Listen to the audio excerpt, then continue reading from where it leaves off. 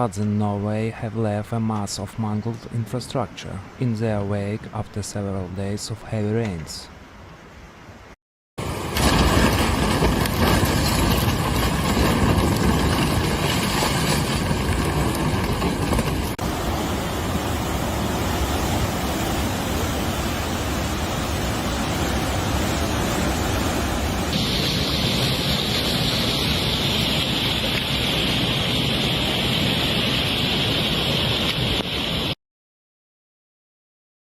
Scandinavia has been battered by Storm Hans, whose deluge submerged a hydroelectric power plant and led to a partial collapse of the dam at Braskalit Foss in eastern Norway. Floodwater in Norway have sent mobile homes crashing into a breach on the Hamsala River.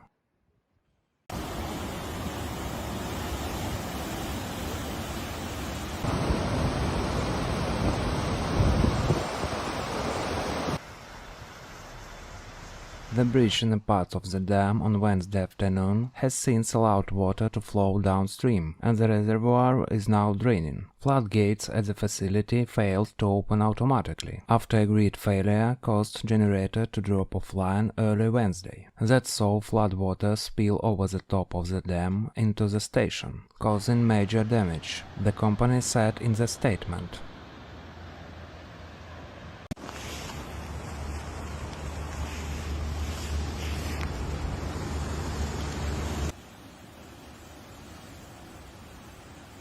Norway has borne the brunt of the storm, with thousands evacuated from the worst hit areas, as heavy rain triggered landslides and closed off more than 100 roads. The southeastern parts of the country has been the most affected.